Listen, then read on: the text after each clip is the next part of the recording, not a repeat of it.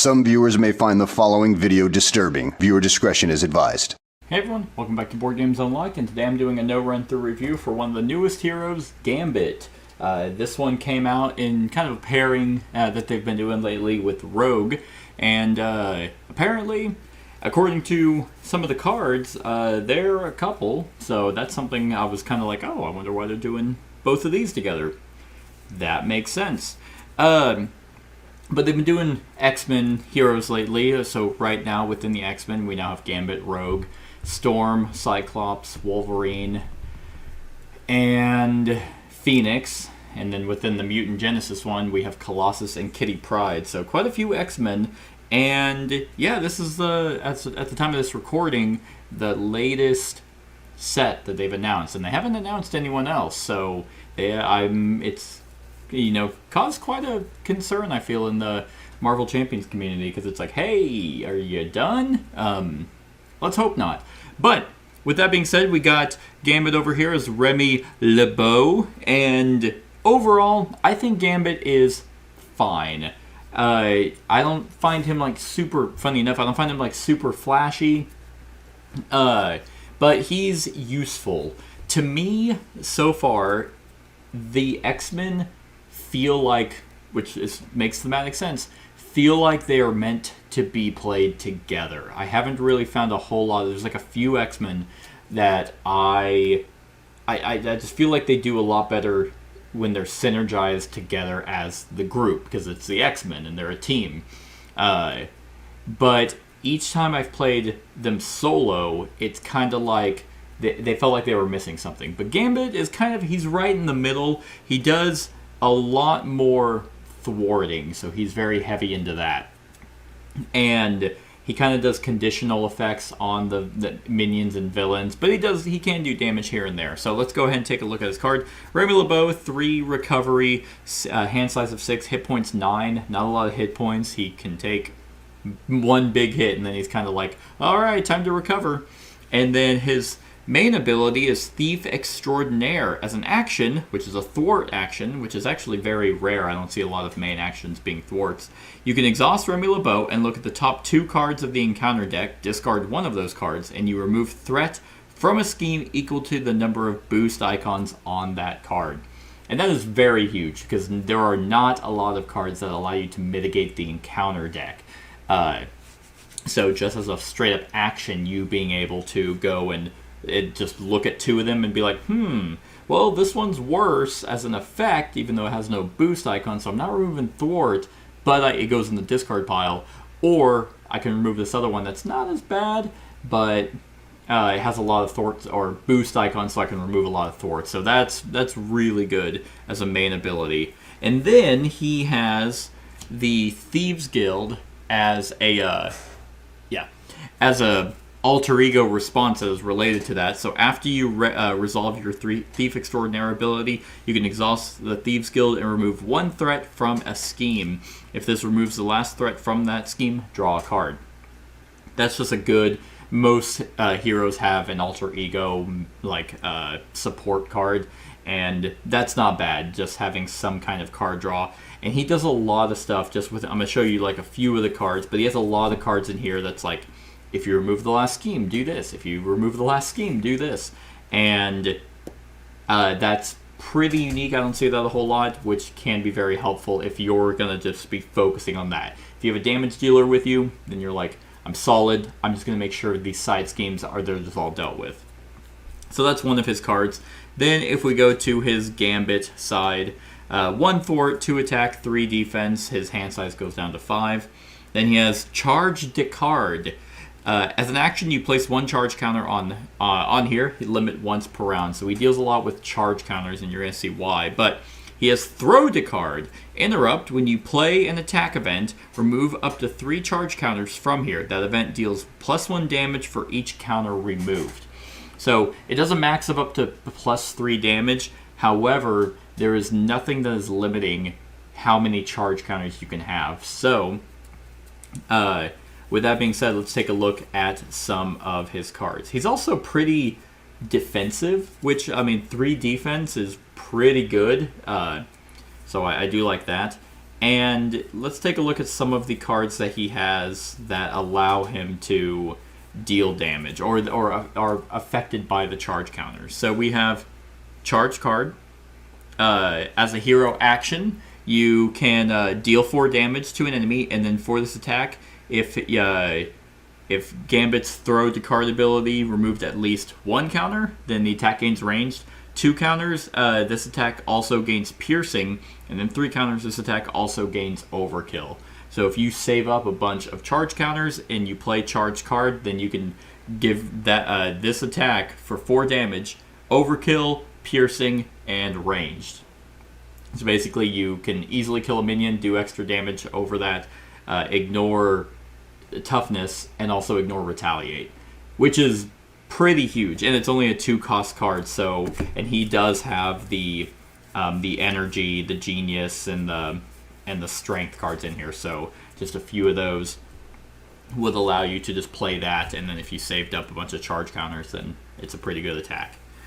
His best card in his deck, well, yeah, his best attack card anyway is Royal Flush, which the art on this is amazing. I actually really like the color scheme they went with, because usually I was not expecting like it's not a hot pink, but like maybe a burgundy.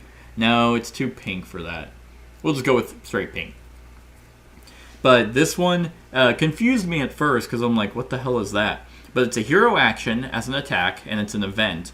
Is place 1 charge counter on Gambit, and then deal 0 damage to an enemy, deal 0 damage to an enemy, and deal 0 damage to an enemy. And I'm like, why is that useful?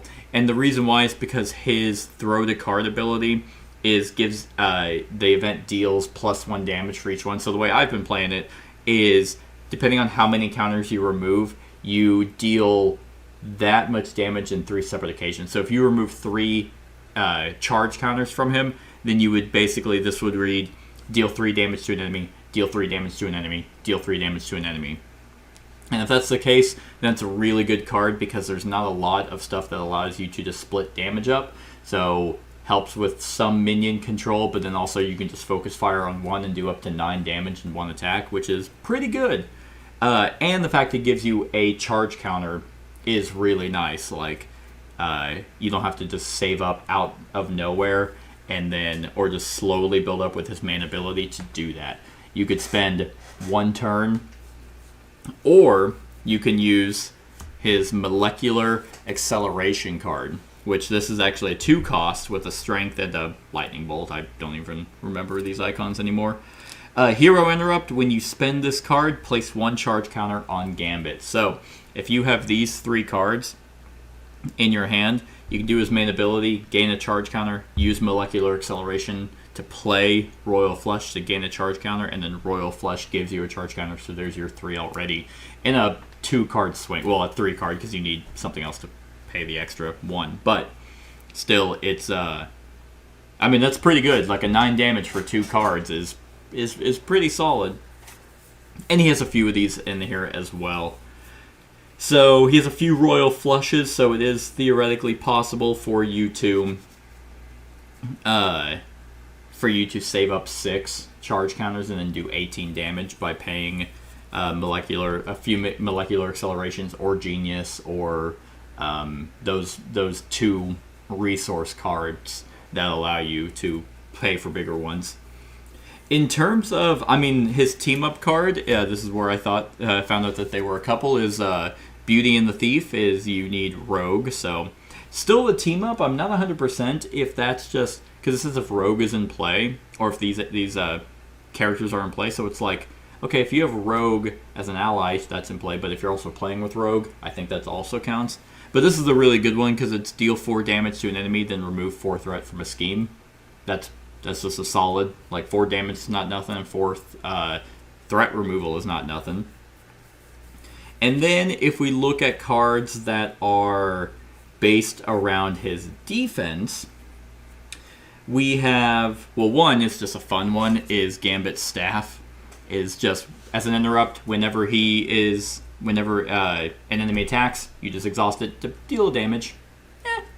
I mean, it's 1 damage, but mainly I kind of view it as a way to just quickly get rid of toughness. So it's like, oh, he's going to attack. Okay, ping, got rid of toughness. Now we can all gang up on him. I did enjoy that. And then his guild armor.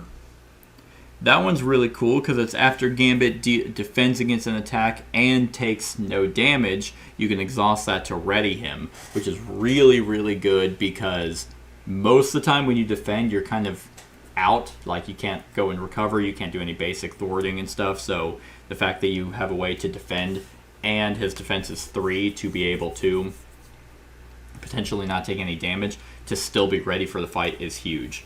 And the reason why that's really good is because of this natural agility card that says it's a hero interrupt defense and it's free. When you defend against an attack, place 1 charge counter on Gambit. Great. And then for each charge counter on him, he gets +1 defense for that. So on top of his 3, if you've been saving up charge counters, natural agility could basically guarantee you don't take damage when you defend. And the guild armor allows him to be ready, which is really good either if you happen to get attacked by the enemy for a lot of damage and you defend it, and then your encounter card causes the villain to attack you again, well, now you can still defend, which is really, really good. These other 2 cards are just more royal flushes. In terms of like extra cards, like he has some ways of doing card draw. Mutant Education is one that says choose up to 2 identity-specific cards in your discard pile and shuffle them into your deck. If X Mansion is in play, draw a card. So those can just be free ones.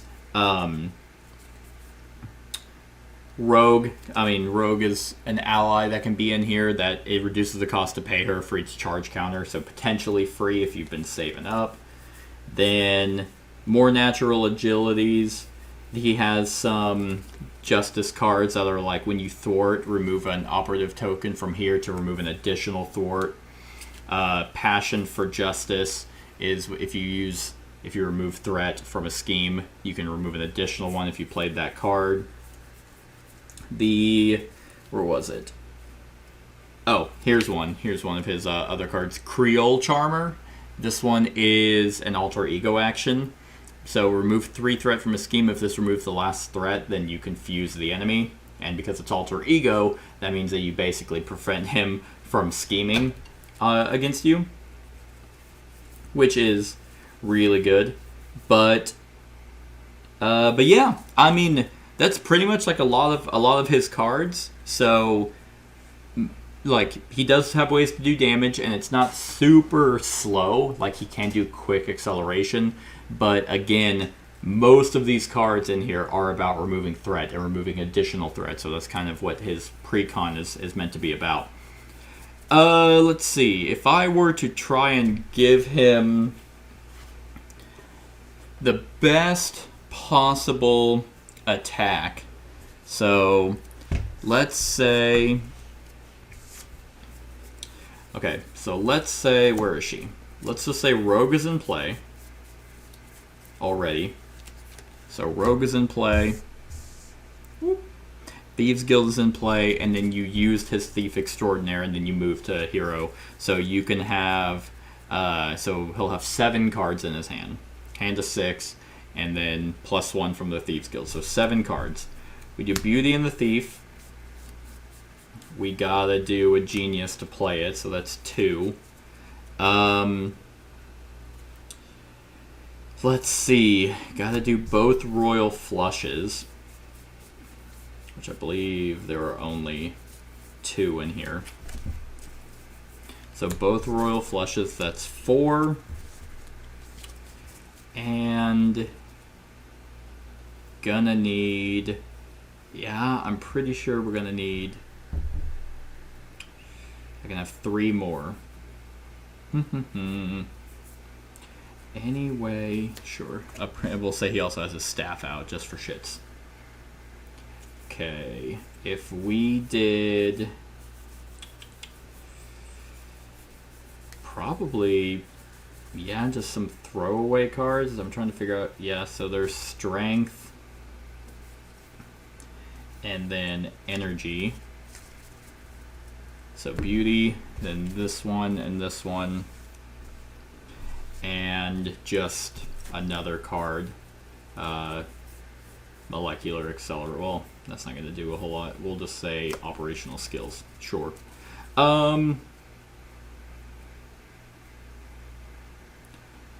Yeah, because mutant education isn't going to do anything. So let's see. This is 1, 2, 3, 4, 5, 6, 7. Not going to be able, because I'm going to have to play a 2 cost and then a 3 to play Royal Flush and then a 2 cost. So I am 1 card short of being able to play both Royal Flushes. So remove 1 threat from the scheme. Well, no, because his hand limit is 6. Alright, let's see. Might have to not do a Royal Flush, which is unfortunate, because he doesn't have any other way to... Yeah.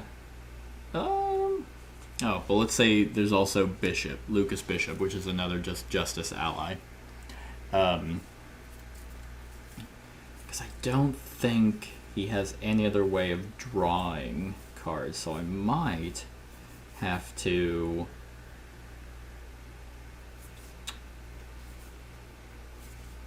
Yeah, might have to bring in Charge card instead of a third Royal Flush, which is unfortunate. So, if that's the case, then we have 1, 2, 3, 4, 5, 6, 7, and let's just say he has 6 encounters on him, or 6 charge counters. So the best thing I can potentially get from him is 1, 2, 3, 4, 5, 6, 7. Yeah, is if we play Energy to then play Beauty and the Thief, that's going to be 4 damage. Then we play Genius and a throwaway card to play Royal Flush. And then we spend 3 charge counters. So that'll be 9 damage, so that's 13 damage. Then we play Strength and Charge card for an additional 4. However, this attack now has Overkill, Piercing, and Ranged. So that would be 17 damage. Attack with him for 2, so 19 damage. Attack with Rogue for 21. And then Bishop here is after an enemy attacks you, place 1 energy counter here. And whenever he attacks, you can remove an energy counter. For each one, you get +2. So let's say he has 3. So when I say 19, so 4, 13, 17, 18, 19, 20, 21, and then with Bishop with 3 counters would make that 27 points of damage. Which is honestly not bad. Like, Bishop is a really good ally considering the fact that that does 2 damage to him, so he can potentially survive. And you can just keep defending with Gambit to get more charge counters on him. So then, in a future round, you could do another 6 damage, removing Bishop, and then potentially doing another Royal Flush. So, 27 points of damage, which is definitely not nothing, and unlike... This is, honestly, like... I mean, getting all these cards in your hand is obviously best case scenario, but it's not impossible to get 6 charge counters on him and then save up for this to do in one big swing. I mean, 27 damage wipes most enemies in a multiplayer game, definitely in a solo game. But yeah, like, I mean, I wasn't like wowed by him, but he's solid. So on a scale of 1 to 10, like, I'd probably give Gambit like a 7. Like, I think he's a good character. I like him. Like, I like some other X-Men characters more than him, but then I like him more than some other ones. So kind of like right in the middle of other X-Men characters.